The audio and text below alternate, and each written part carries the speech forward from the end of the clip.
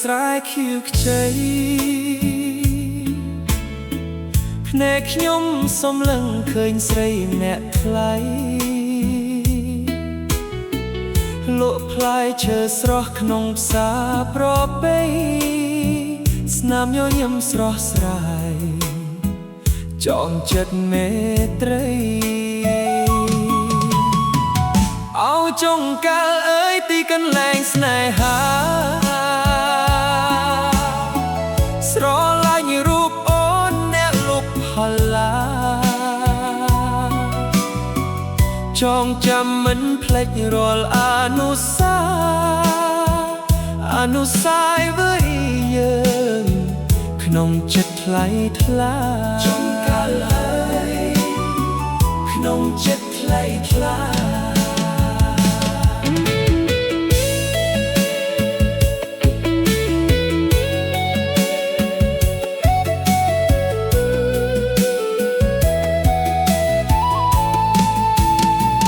យើងបន្តើគ្នា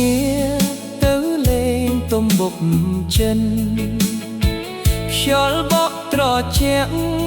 ដូចយល់សាបមុនវត្តជ័យយោតំបានផ្សងសំបុនឲ្យស្នេហ៍យឺនយូរកុំបីមានមន្ទិលទោះបីឃ្លាតឆ្ងាយក៏ចិត្តនៅក្បែ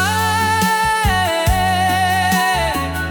នឹកសាចុងកាលនឹកស្រីមានស្នេហ៍សន្យាមិនប្រែរងចាំជួបថែ